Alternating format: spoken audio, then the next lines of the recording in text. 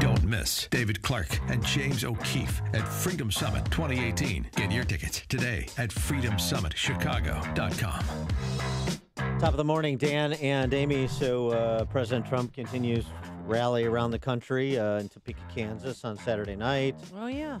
Been to Minnesota, Mississippi, Tennessee.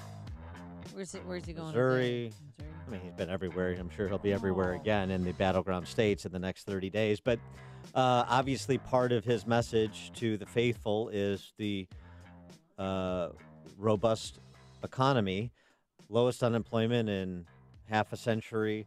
We're seeing some decent wage growth finally, a little bit higher participation rate per the numbers that were released Friday. And so what's the downside? Well, for that, we go to Debbie Downer, Jim Pethokoukis, our friend, who is the CNBC contributor and columnist for the American Enterprise Institute. Jim, thanks for joining us. Appreciate it. And he won Jeopardy, right? Jeopardy champion, too, yeah. Minor detail. Yes, just throw indeed, that in, Dan. Indeed, I did. I am also not a Debbie Downer. I am an optimist. I am also a realist, but I think at my core, I believe I am a very optimistic person. All right. Well, then I want you to explain this piece that I read of yours at the AEI website, doing a little historical comparison about how the economy got a little weird in your verbiage 50 years ago when we had unemployment numbers in this range. Right. Well, yeah, the last time unemployment was this low was the late 60s, which was really the beginning of a period of a lot of economic volatility in the economy. As many people remember, inflation got out of control. It was super high. It was 14, 15%.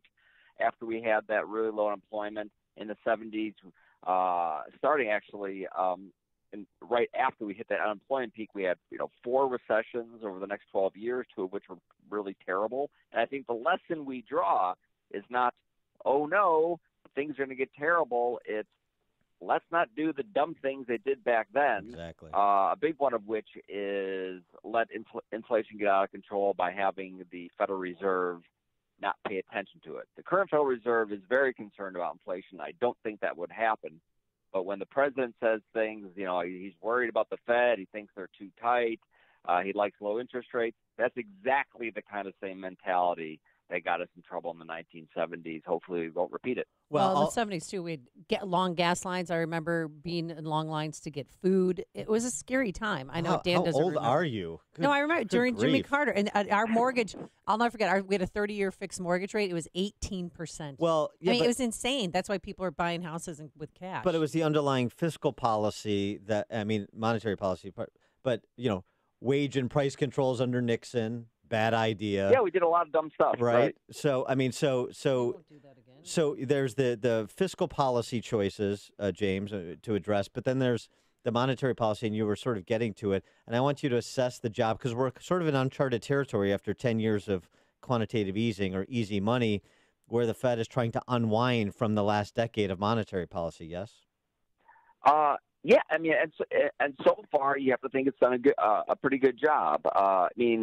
The unemployment rate is really low, and one reason it's really low is that we've had a very long, if not spectacularly, fast, slow and steady expansion. And as that goes on, it sort of ground down the unemployment rate lower and lower now that it's, at decades low. And if this keeps going, by the time 2019, 2020 rolls around, the unemployment rate could be 3%, which is as low as it's been since the 1950s. So, slow and steady, fingers crossed, so far so good. All right. You wrote an article recently about Trump's new trade deal with Canada and Mexico.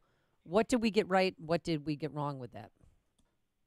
Well, I don't think this is a deal which is going to have a huge impact. To the extent it has impact, maybe slightly worse. But listen, we're a very big economy. We have a much bigger economy than Mexico and in Canada. So it's sort of really tough to screw up these trade deals from the American point of view. And, when the markets went up after the deal was signed, it was really because there was a lot of relief that we weren't just going to abandon this trade deal. So new NAFTA is pretty much the same as old NAFTA. The old NAFTA was a perfectly fine, lovely trade deal for the United States. So basically that deal is still in place. I know the president acts like there's been some massive change. There really hasn't. And now on to China. Yeah, and on to China. Is it your sense that the president's real play with trade policy at sort of the 30,000-foot level, it's to break China, right? I don't know. The president, there's not a single message coming from the White House. The president, when he gets on one of sort of his spiels about China, it's really classic Trump, where he's worried about they're taking advantage of it. There's a big trade deficit. Boy, they need to buy more stuff. That is a completely different theory from the rising China. They're going to become the leaders in technology. It's a completely different argument, and I hear both from the White House. The president seems to like the former better than the latter. So I am not entirely sure what the goal is, and when the president talks about, we're going to get a deal, that makes me think it's more about them buying more sorghum than us changing sort of the broader Chinese economic model. Well, right, but I mean, sort of inflicting some punishment there for currency manipulation, for intellectual property theft, and the president he doesn't talk much about that stuff. He doesn't talk. Well, I know. Very rarely to talk about the intellectual property stuff. I mean, what is the point? Is the point like helping us, or it's inflicting damage on China? I mean, those aren't necessarily the same thing, and what's bad for them isn't necessarily good for us. They need to pick a theory about what they're doing, because that will go that's the difference between these tariffs being a tactic and we'll sign a deal and then back to normal, or these tariffs are going to be there for like the next 10 years, and it's going to totally change the economic relationship between these two countries and how China does business. Well, again, it's not clear what they're choosing. Well, right, but it is clear that it seems to me that President Trump wants to sort of, put some distance between the United States and China as global economic powerhouses. And I know there is some distance now, but for the last 20 years of the rise of China, he wants, it seems to me, be the president that puts China in its place, and maybe with his talk, intermittent as it is, with respect to China, it is to present China with an understanding that if they have to play ball, if they want some face-saving option, because they'll destroy their economy before he can destroy ours. Right. That is a theory. When the president says we're going to get a deal, that makes me think that's not necessarily the theory. If the goal is them to buy more stuff and lower the deficit between our two countries, then we'll be done with this in 3 months, and it's going to be business as usual. China's economy is not going to be destroyed or fundamentally changed by lowering a tariff here, buying more natural gas products from the U.S. That could be the case, but it's just unclear. That's a little concerning. And where do you think Kudlow figures into this mix, since he's sort of the one philosophical free trader in the group? I don't know. I mean, he's one voices of several.